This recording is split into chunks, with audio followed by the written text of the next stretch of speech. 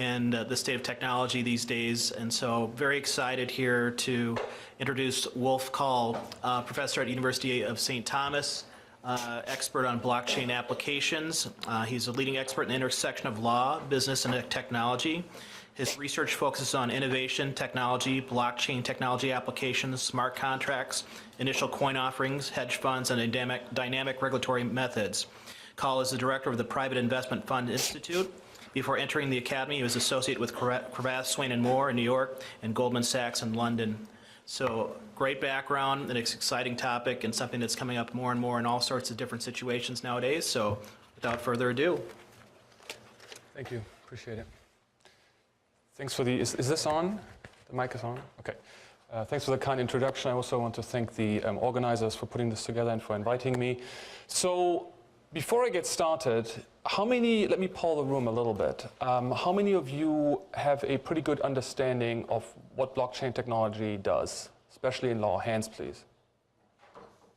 2, 3 people. How many of you have invested in an ICO? How many of you hold Bitcoin? How many of you own Ether? How many of you have followed what the SEC is saying about ICOs? Okay, let's get started. Okay, so here's what I want to do. So let's talk about blockchain technology and smart contracting. And then I want to transition from there into how that interfaces with what we do as lawyers. And if it can interface right now, and if it can interface sufficiently. There's a big question mark there, in my estimation. I have several papers out on this.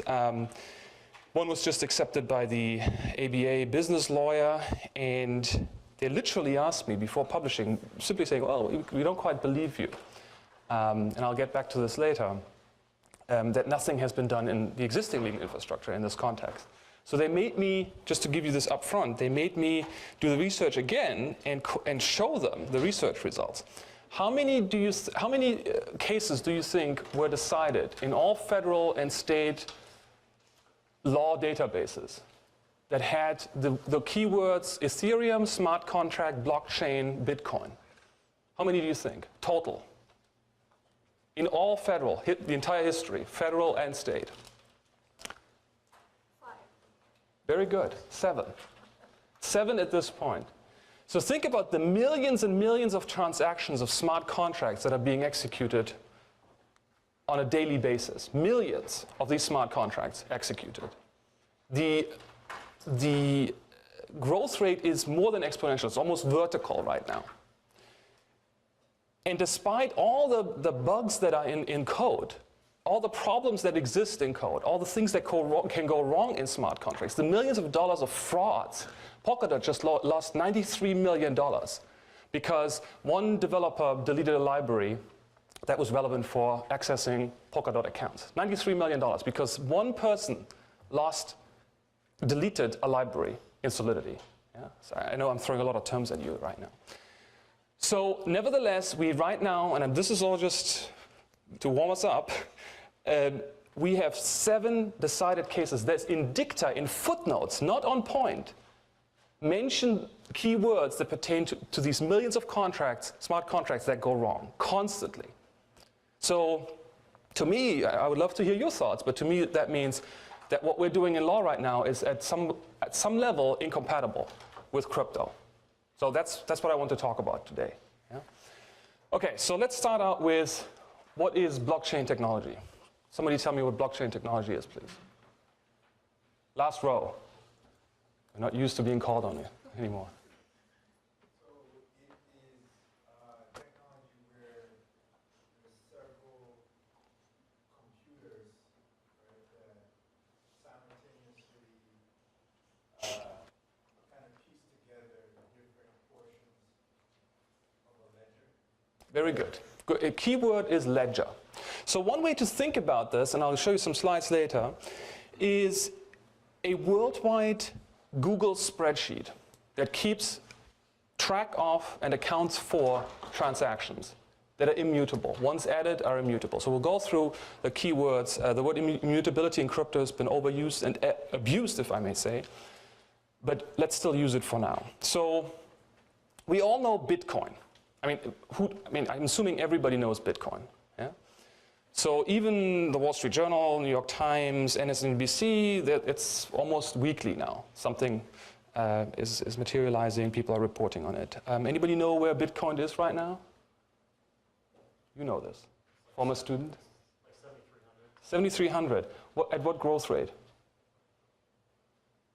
been bouncing around, but it was not 1,000. Thousands of percent. Thousands of percent. Yeah. Limited supply was capped at 21 million, total circulation around 12 million. The people who set this up literally intended to go back to the gold standard. Yeah, so limited supply of an underlying asset for the financial economy. Yeah, so of course our economy deviated and left that. Okay, so Bitcoin. We all know Bitcoin. The underlying technology, so this is Satoshi Nakamoto in 2008 writing this paper, literally as a reaction to Lehman Brothers failure, yeah, to the collapse of Lehman Brothers.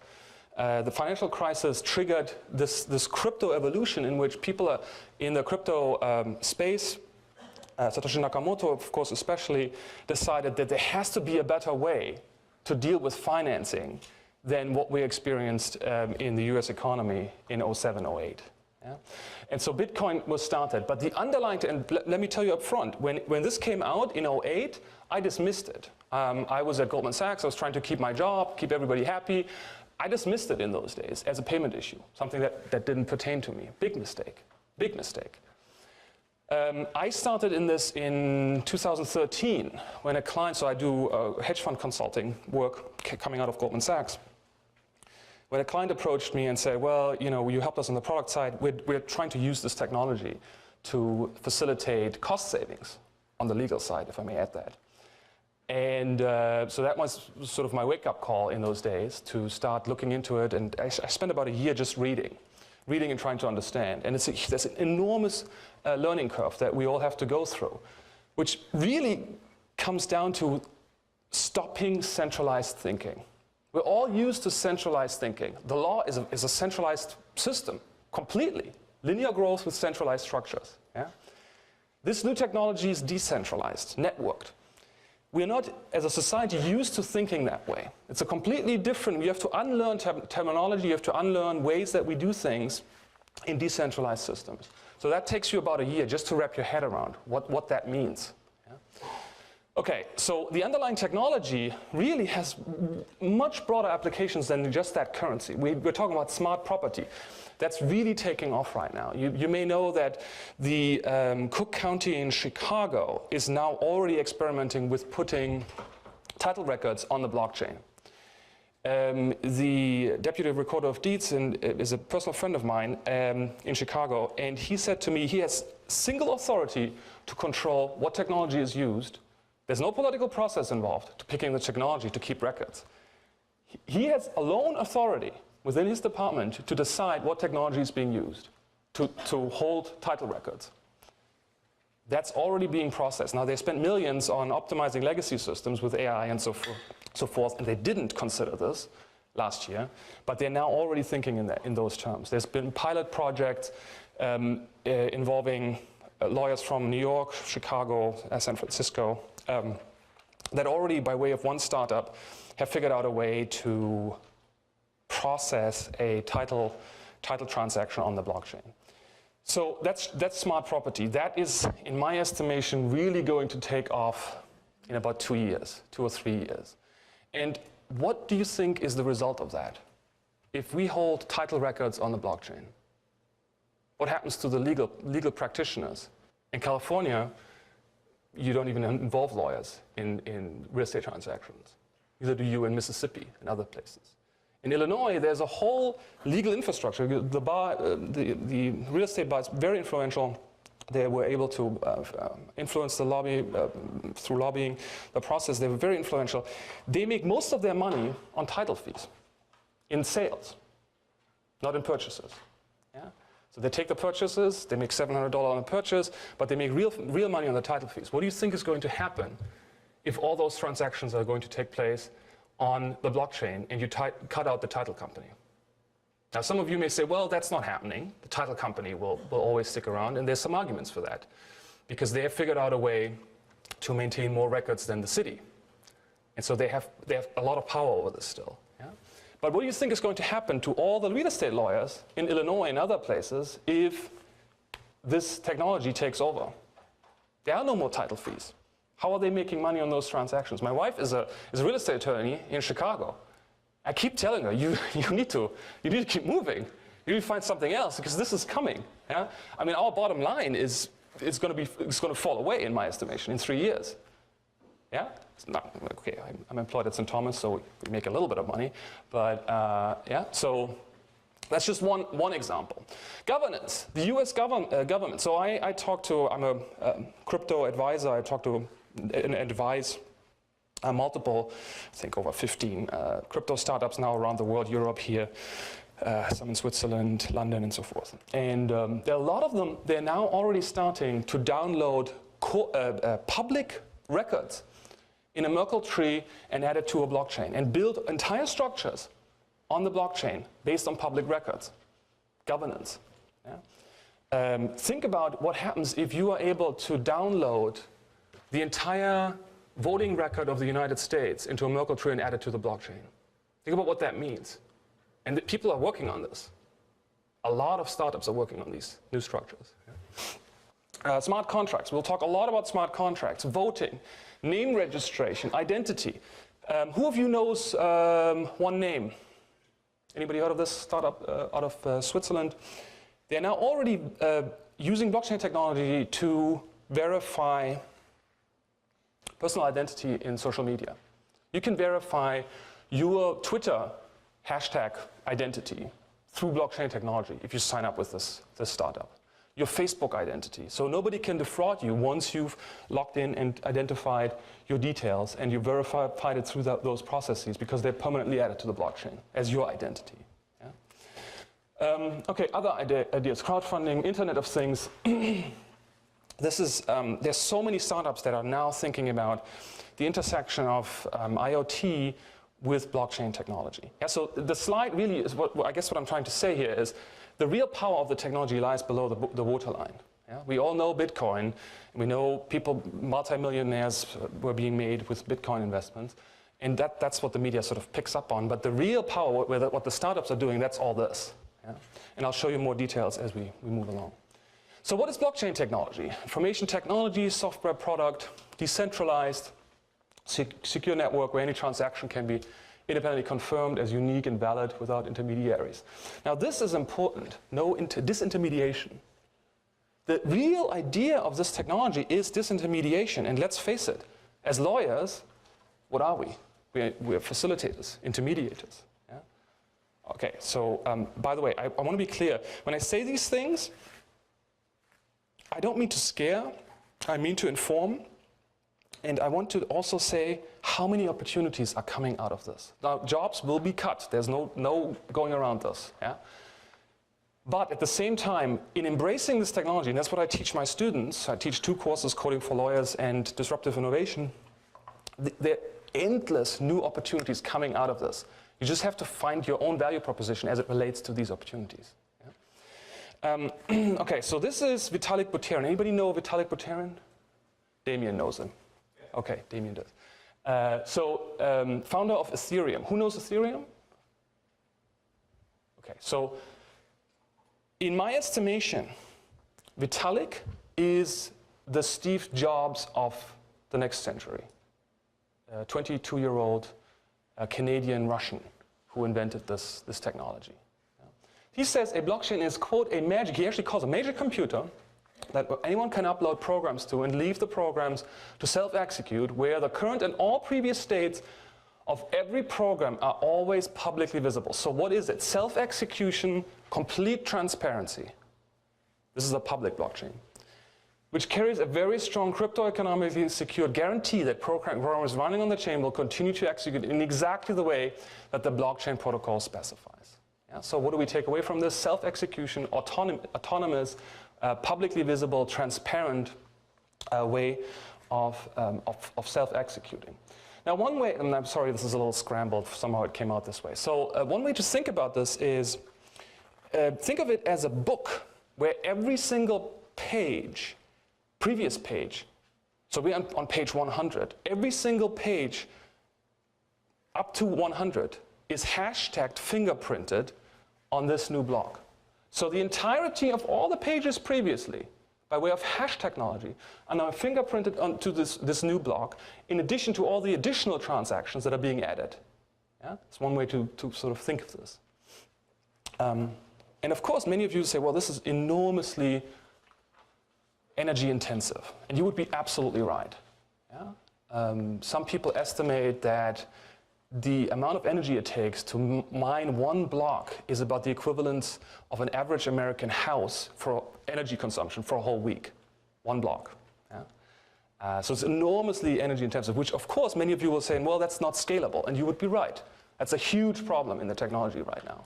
But Vitalik, Ethereum Foundation, and a lot of other people, Vlad Stumpy, Gavin Wood at Polkadot, there's so many people, are now working on protocols that overcome this scalability issue. Yeah? So nobody says that this is all figured out, that this is a home run. No, absolutely not. There's huge problems, but these problems are all being addressed. And so as they're being addressed, I think for us as lawyers as well, as intermediaries, we really need to think about our own value proposition in this. So if we talk about blockchain technology, we really need to get to the point where we start realizing how much else there is to know. And so something like this is sort of a wake-up call that's somewhere here. And it's sort of intended as a, hey, this is coming. Maybe we should learn more type engagement. Yeah? And honestly, I learn every day. I mean, I'm teaching coding for lawyers, and it's very intimidating because there's so much in this. And so, but what I'm trying to say is it's just coming. There's no way around it that I can see right now. Yeah? So to be able to say, well, you know, that maybe just another technology fad that will go, this one, I don't think so. This one is just too powerful. So what is blockchain? Well, we're talking about a shared ledger. We're using cryptography to ensuring secure, authenticated, and verifiable transactions. And we have a consensus protocol, so we call mining, proof of work right now. That's what takes so much energy, you know, the mining process, resolving corporate riddles, mathematical problems to figure out which transaction should be added or not. And then, of course, the shared contract. Yeah? That facilitates broader participation, lower cost, and increased efficiency. And let me tell you this. The technology is Turing complete. What does that mean? Turing complete. It means that any business logic that can mathematically be computed can be imputed in the blockchain. Anything. It's Turing complete. Any business logic, anything that you deal with your clients that has mathematical foundations can be transplanted into a blockchain context because it's Turing complete. So that also means that the use cases are near limitless. So a lot of people are saying, oh no, this is going to crash and burn, this is going to be terrible. Well, it hasn't crashed and burned in 10 years. And we're still just starting to realize what other use cases are possible. There is almost infinite use cases. There is almost, yeah, so at least we're not even at a point where we can understand where the end might be in this implementation process. So given this, the enormity of this, I mean, some people will say, well, this is, you're overstating this, and this is it's just not what reality is. But if you think about how people what people have compared this technology to, the best probably is the internet age. Some people go as far as saying, comparing it to the first computer, first flight, atomic energy, first light bulb, and so forth. Yeah? Steam engine. But people really think of it that way. Partially because of the endless use cases and its Turing complete nature. So, but the best way to really think about this is the comparison with the internet days. So in the internet days, so this is 94 following with the bubble in 2000 bursting. What did we get there in 94 following? We got personal communication, self-publishing, e-commerce. Of course, that's the big ticket item, e-commerce. Yeah? And social interactions, which many of you will say we are suffering from now. Okay. It is pretty consuming, one might say. Yeah? So then 2015, we're now talking about a significant pickup in blockchain implementation, new businesses. And we're now looking at issues pertaining to the decentralization of trust and value flow without intermediaries. So why without intermediaries? Well, the technology is supposed to facilitate peer-to-peer transactions. Peer-to-peer lending, I'm advising several crypto startups that do exactly that, peer-to-peer lending. If you lend peer-to-peer, you don't need banks. If the technology self-verifies that, you don't need lawyers executing those agreements. It's peer-to-peer. There is no bank. There is no legal involvement. Yeah? Again, out of this come enormous opportunities. It's not just disintermediation. Really, it's important to appreciate that. So, if you think of all the tech trends that the media reports on, so this 2016 is all data, reimaging core systems, Internet of Things, augmented by virtual reality, social impact of exponential technologies, industrialized analytics, and so forth. All of them can be in many ways sort of encapsulated by this new technology. Yes, so they interact with, they interface with this new technology. And to me, the real power is the combination of AI with big data and blockchain. That, to me, that's where the real surge is. And we can debate what that might actually look like. But there are many startups that follow exactly that, if you want, tripartite combination of factors: AI, big data, and blockchain. So let me talk a little bit about investment in blockchain technology.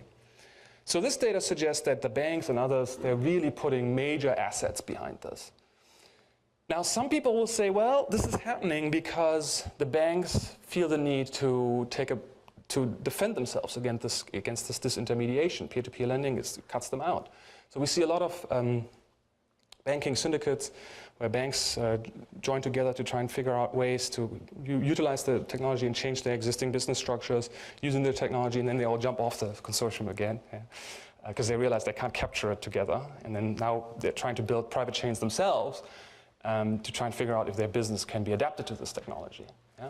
So the estimated capital market spending on blockchain technology, we see the estimates here.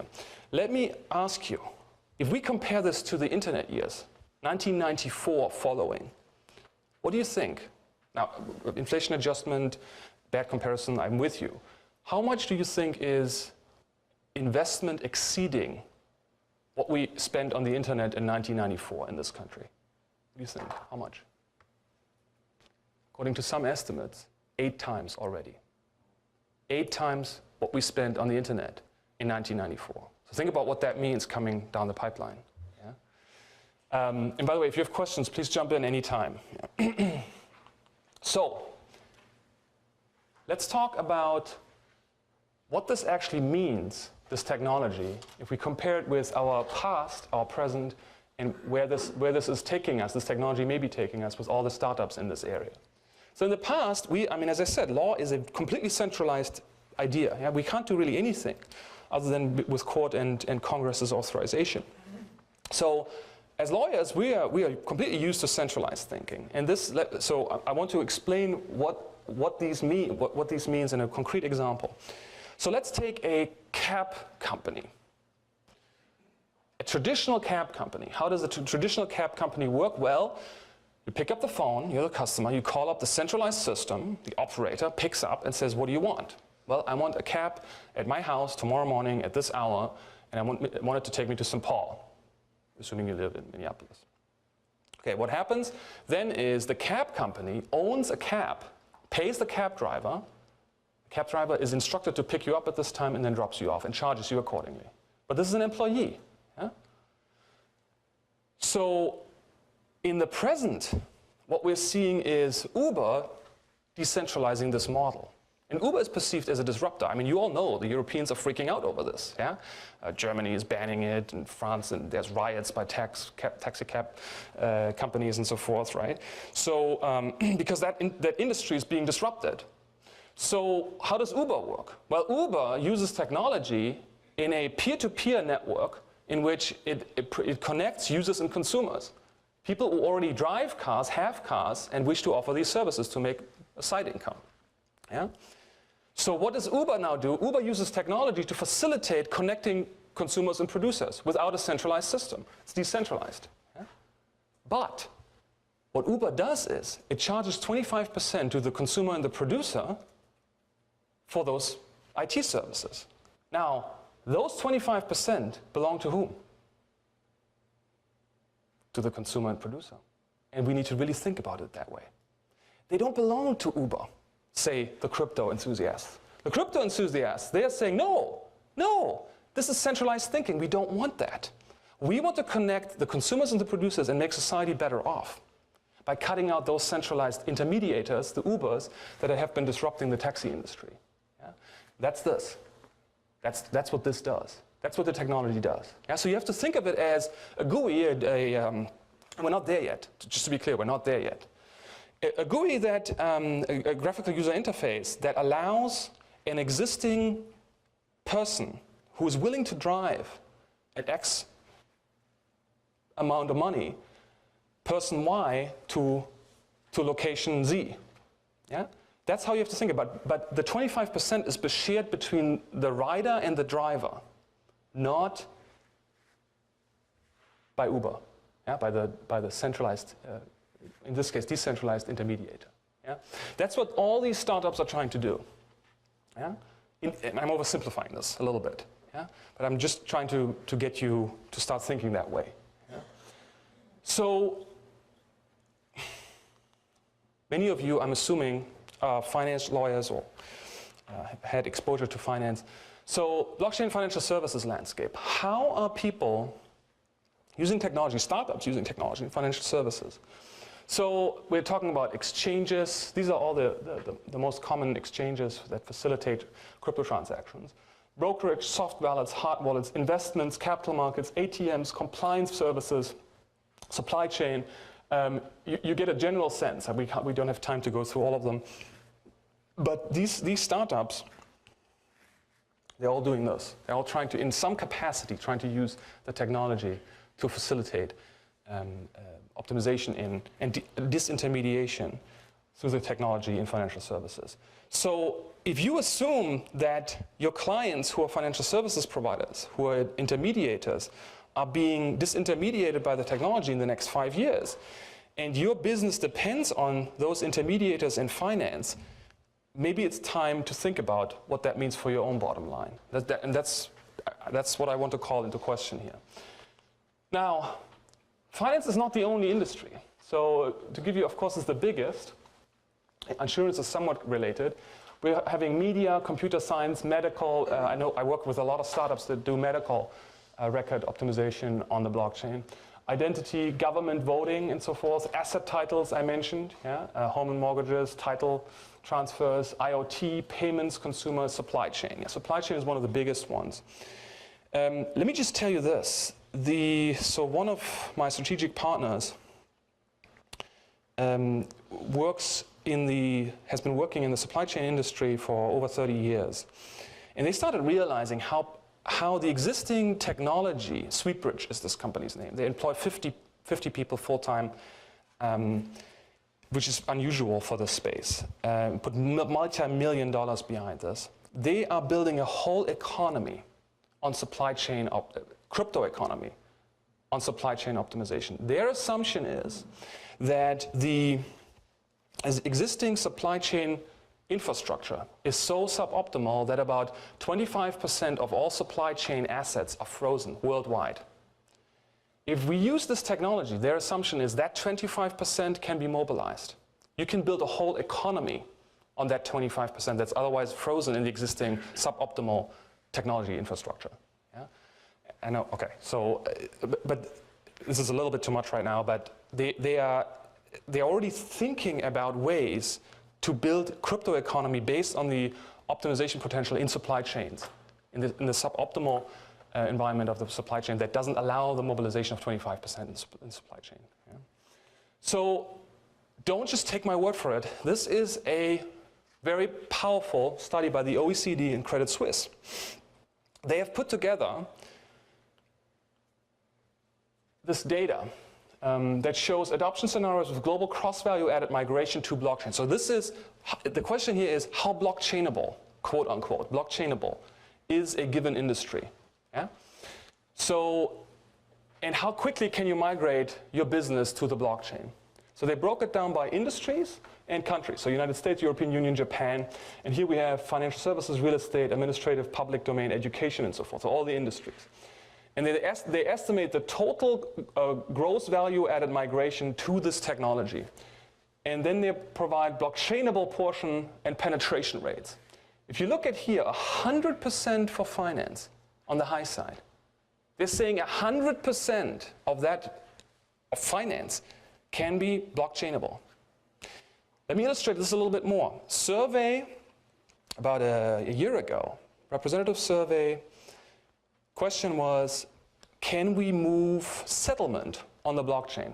So for those of you financial market lawyers, you know, we used to be at T+5, so 5 days for settlement of a given transaction. Now we're at T+2, kind of a joke in many ways, yeah, given that this technology is available.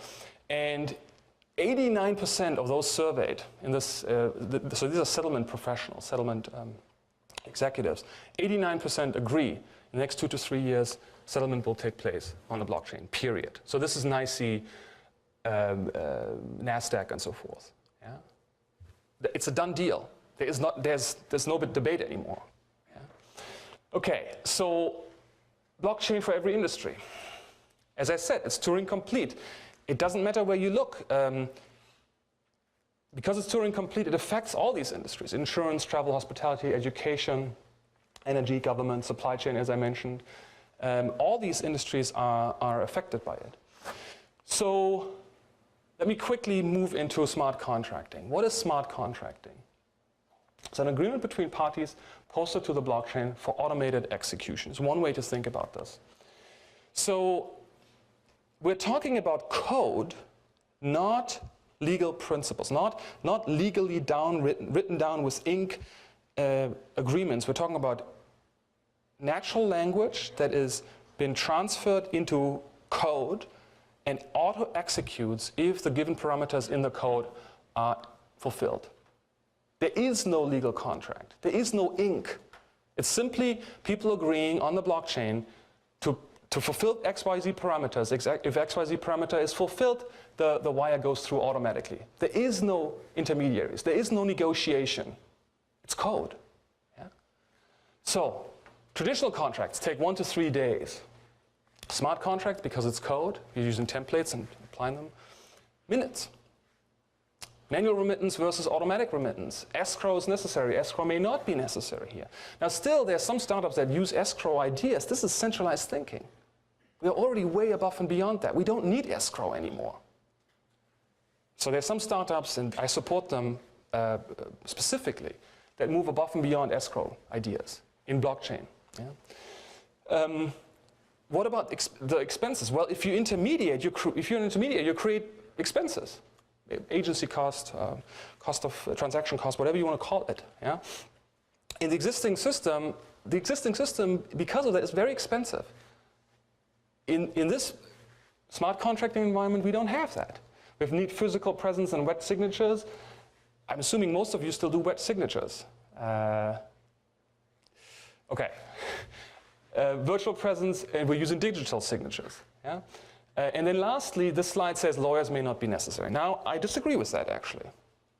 Now, and so I'm actually teaching a course on disruptive innovation where we spent 2 weeks on this particular issue. What is the role of the lawyer? If there are millions of these transactions that are replacing in a Turing-complete environment with blockchain transactions, replacing legacy systems and legacy contracting over time.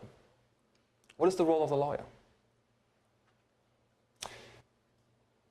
I've written on this, and my opinion is that the lawyer has to become a knowledge engineer. You have to be able to interface with programmers. Interdisciplinary perspectives are absolutely needed. You can't simply assume that if you understand one business and you know the legal principles that will work.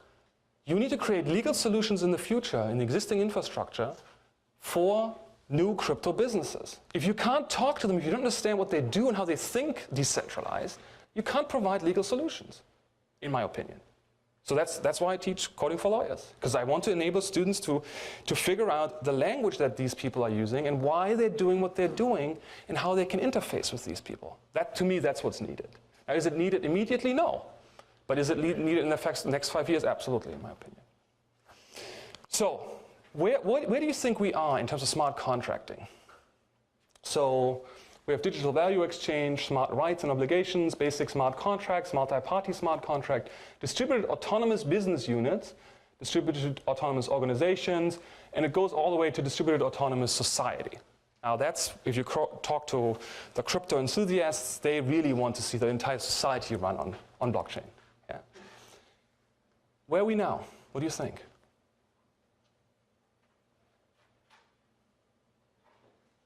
I would like to suggest to you that we're somewhere here, right now.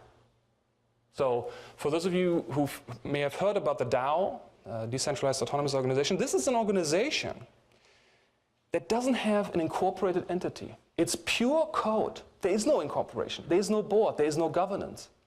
It's simply the crowd in code without incorporation. No jurisdiction applies. Zero. Yeah? And that organization already existed. It failed miserably because they didn't understand that they had some security problems in the code that allowed a hacker to divert $60 million away from the main account into a subsidiary account that nobody could control. And it failed. They had to return the money and hard fork it, is what it's called. Yeah? But people are already working now on optimizing DAOs. DAOs in the future are being used as donation DAOs. This particular DAO that failed was a venture capital investment with 1,800 people sending the biggest crowdfunding campaign in its day. Yeah, in 1 month, 180 million raised. Unprecedented when that happened. Yeah. Okay, so just to give you a sort of a sense where smart contracts already are at this point. Yeah. Now, we only have 15 minutes. So, okay, so let's talk about regulation, blockchain improvements for regulation. So we all know how a typical internet transaction works. In a typical internet transaction, you know your counterparty. You know you're transacting with Amazon and eBay and whoever that person is. Yeah? Or you transact with somebody directly on the internet. Yeah? But you know typically who this person is. So the counterparty IP address is known. If you compare that with a crypto transaction, that's just simply not the case. You won't know who you're dealing with. You will not know who your counterparty is. It's complete anonymity, enabled by cryptography and hash technology. There is no way right now. Now, some people, MasterCard is experimenting. There's all kinds of people who are trying to break it. But right now, nobody can trace it. If the parties want to remain anonymous, there's nothing they can do, especially nothing a court can do, to force them into surrendering their identity. Now, we can talk about technical legal ways on this. We can talk about in personam jurisdiction. And you would be right to make that argument. Yeah? Technically, legally, yes. Somehow, somewhere, in personam jurisdiction allows exercise of jurisdiction. But practically, absolutely not. Impossible. You cannot do it. And that's why we only have 7 cases in the millions of transactions in smart contracts with millions of dollars in value lost. 7 cases in all databases that even mention the words pertaining to this technology. 7 right now, today. Yeah? Okay, so let me move on. Payment details. In a typical internet transaction, we know and we can trace the credit card being used. You can somehow figure out the trail, the money trail. Yeah? If you use a crypto transaction, you simply can't do that. We're talking about cryptography, we're talking about cryptocurrencies. You can't trace them. Again, MasterCard tries to get behind it. They're able to trace them up to the point of conversion, fiat to crypto. After that, once it's in crypto, there is no traceability. Yeah? So lastly, legally, For the typical internet transaction, as I said, you can use the existing legal infrastructure, no problem. We can exercise in personam jurisdiction, we can sue people, federal, state, whatever you want. In crypto, we're using smart contracts, self-regulating and self-executing. Technically, legally, as I said, you have in personam jurisdiction practically the ability of courts to actually find the counterparties is near zero. It's practically impossible. Yes, ma'am. This is all new to me. Yeah. So, how do you know, like you're sitting here in the U.S., that this anonymous party on the other side isn't someone with whom the U.S. government says, thou shalt not do business? You don't. You don't. That's a big risk. Oh, absolutely. Absolutely. This is a huge problem. Many of you also are thinking of, oh, this is all for criminals. I beg you not to think that anymore, because that's 7 years old. We need to move away from that and embrace it, in my opinion. So are you saying blockchain is a crypto transaction? Yeah, crypto is synonymous with blockchain transaction, yes. But isn't the untraceability counteract with the purpose of blockchain? Because blockchain by itself is a decentralized system so that it's hard to defraud the transaction because multiple copies are readily stored everywhere and can be verified everywhere. And that's the purpose of blockchain, right? And we're losing the traceability by encrypting it, and there's no purpose for blockchain. I actually don't know how to respond to that. The blockchain technology allows the encryption and facilitates anonymity. If you use it, The purpose for blockchain is to sustain the traceability so that one transaction hinges to the next, hinges to the next. You can only amend. okay, so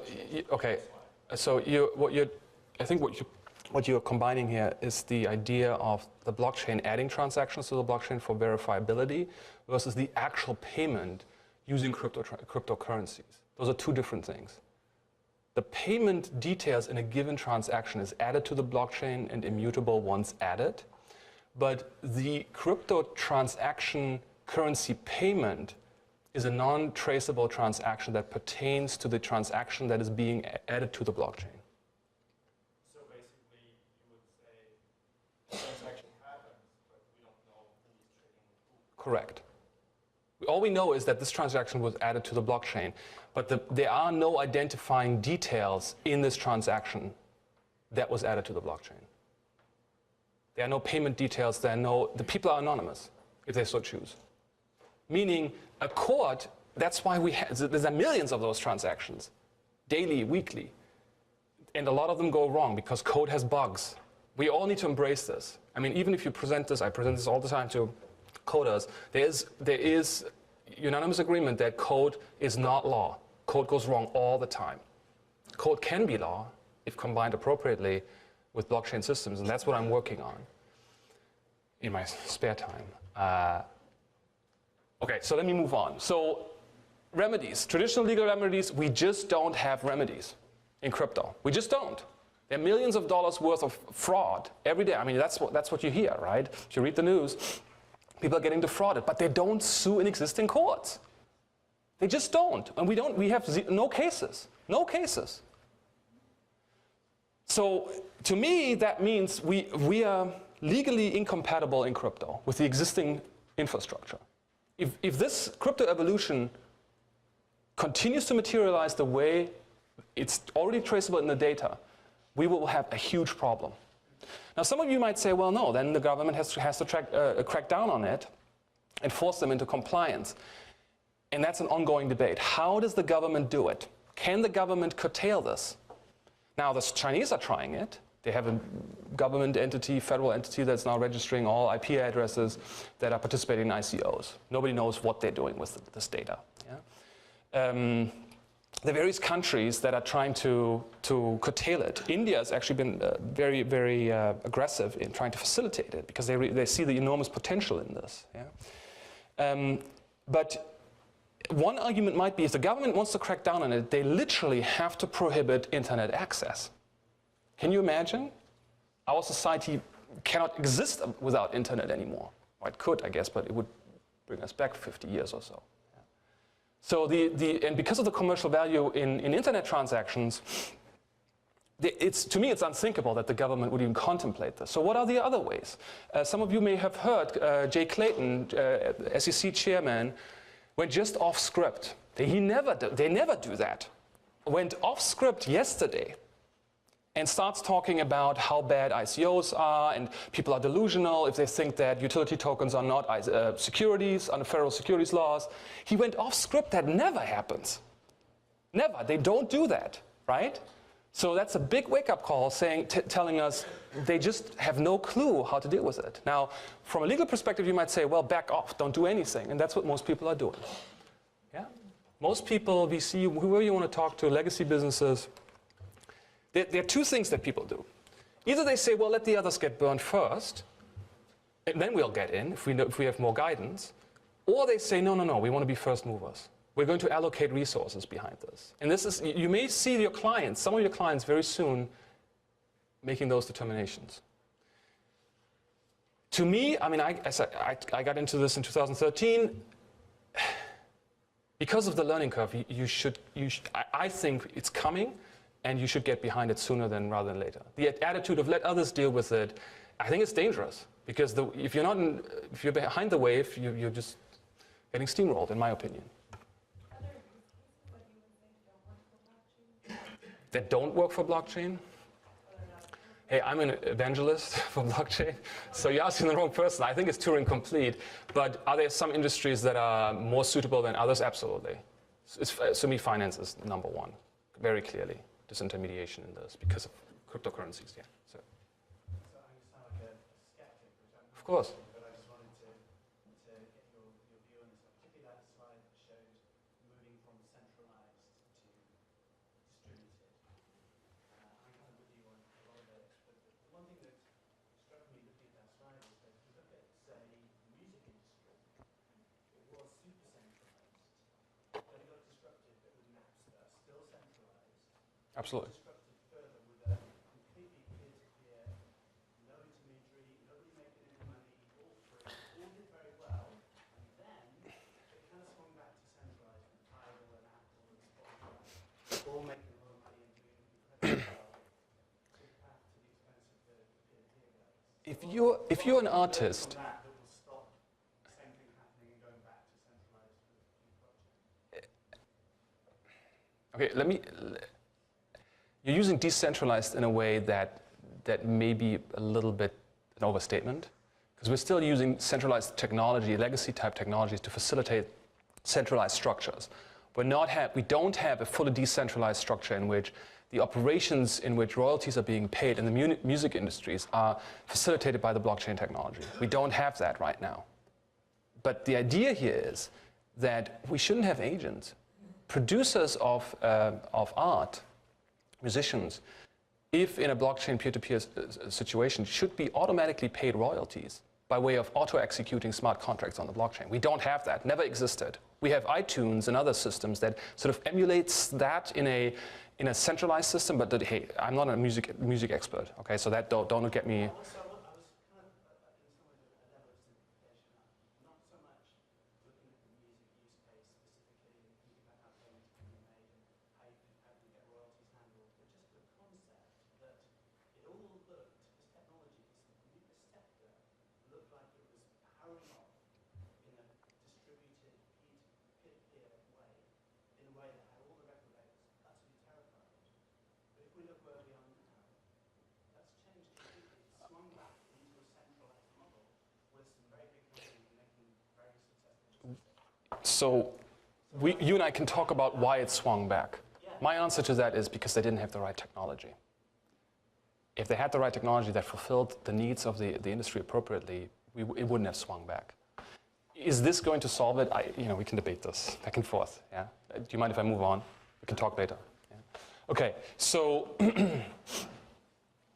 so the question becomes: can smart contracts be governed by the existing legal infrastructure? You know my perspective on this. We have the implications of anonymity. We really can't enforce smart contracts in the existing court infrastructure, and we just don't have regulatory oversight. We have people screaming and complaining about it, Jay Clayton, yeah, just yesterday. But we just don't have a regulatory tool that addresses it in the centralized thinking of regulation. Yeah?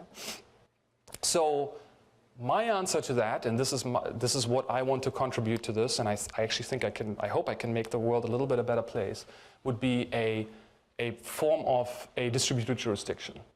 What does that mean? It means that we need to use, in my opinion, in my co-author's opinion, we need to find ways intra-blockchain to simulate a legal system using the technology itself. And that is quite a problem. There are all kinds of problems that come out of that. Because how can you emulate existing remedies that we're all used to, and that legacy businesses want to see if they were to transfer into blockchain? How can you emulate that in intra-blockchain technology? That's the question. Yeah. And I don't have all the answers right now, but given what I see right now, there are two ways to address this. Either you let the existing legal infrastructure take over and ban it in some form or fashion, which uses a centralized structure to regulate a decentralized system, which won't work, cannot work. Or you figure out a way to regulate in a decentralized way intra-technology. That's my take on it. Yeah? So I won't have time to go through all of this. We only have 10 minutes, but so I teach corporate governance, among other things. And I have some of my BA students here, Ms. Uko, hello, Ms. Evans, hello. So most of the problems in corporate governance go back to principal agent problems that we haven't solved. So our entire, in my estimation, our entire corporate governance infrastructure is an attempt to fix that problem, and we simply haven't fixed it right. Now you might say, well, that's too dismissive. There are years of research that go empirical studies, and you would be right to say that. I still think it's a patchwork. We just simply haven't figured it out. If you look at the fiduciary duty cases out of Delaware, I mean, that's just the tip of the iceberg and all the problems that we're seeing in corporate governance. To me, blockchain technology can fix a lot of these issues. So let me say a few words. So typical principal agent transaction is we have a principal who delegates authority to an agent for purposes of contracting with a third party. Arguably, capitalism, I think most economists would agree with that capitalism is based on this idea. Yeah? You create economies of scale by delegation and facilitating it. So what does that mean today? Well, we have the outside world is not interacting with the principal. The outside world, for purposes of contracting, is interacting with the agent. The agent, by his or her very nature, cannot anticipate what the principal would want to know about the contract with the outside world. Impossible. It's just human inability to transfer knowledge sufficiently, all the way, at 100%. Because we can't anticipate what this person may want to know about the deal with the outside world. Yeah? And that's the sort of central nature of the principal agent problem. So what does that mean in governance? Well, we are using all these mechanisms, and in law, what we do is fiduciary duties. But for those of you who litigated this, you know this. It just doesn't work very well. It's the best we have, though. Yeah, fiduciary duty breaches. That's how we handle this. Other control mechanisms. Well, we're aligning the incentives of the principal and agent by giving incentives alignment, stock options, and all these other tools that we think work. Scrutiny in the financial press, sunlight is the best disinfectant, we say in federal securities law. Pressure from stock markets, regular meetings, disclosure. Yeah, these are the ways that we're using right now in our existing infrastructure to deal with this. So, nevertheless, we haven't figured out information asymmetries. I think that's consensus. The incentives don't work. We have adverse selection, moral hazard issues. Risk references aren't fully aligned. And we still deal with huge monitoring costs. And that's just this is how our centralized system works. This is how we've set it up. Yeah? So how can blockchain improve it? And I know a lot of you are frowning now because I say it's sacrilege what I'm saying. Yeah? Okay, so the reason why I'm presenting this is because I actually believe that this technology can help us. It really can. Have I figured it out? No, I haven't. I'm working on this. But I feel that this technology actually adds something. So I can throw some words at you that are sort of buzzwords from the crypto community.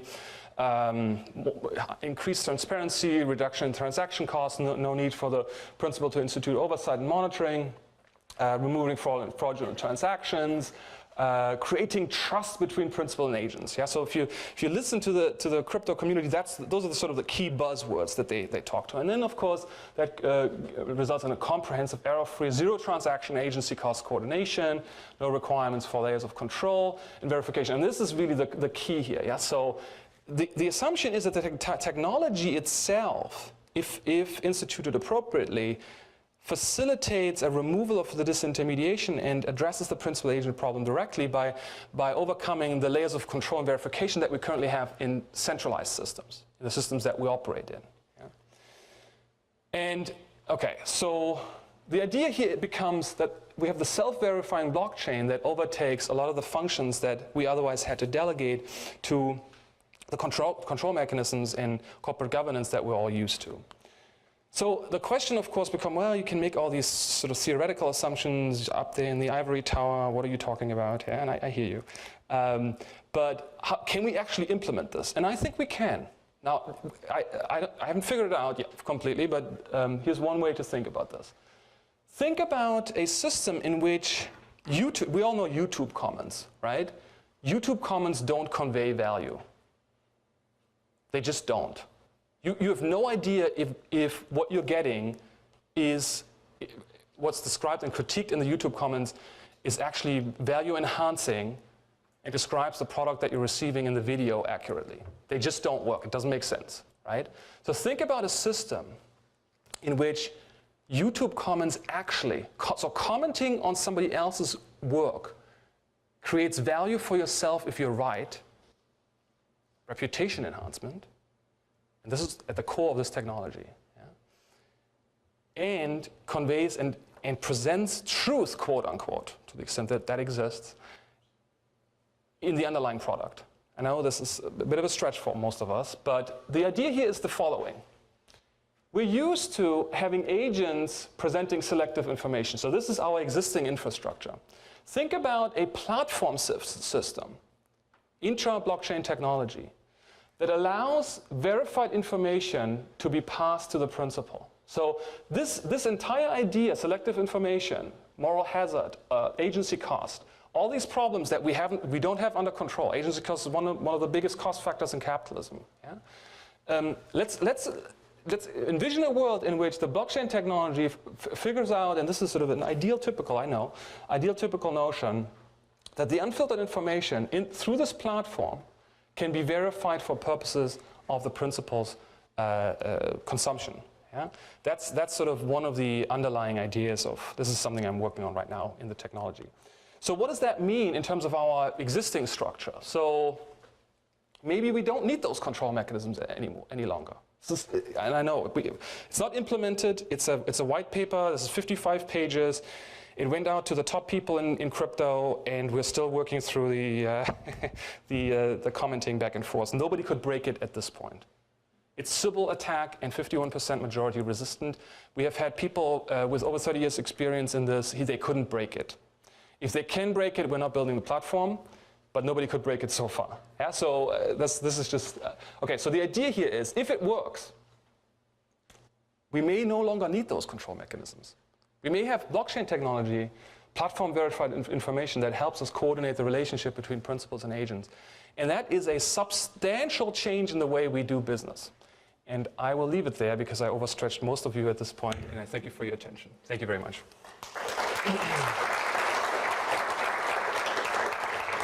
Thank you.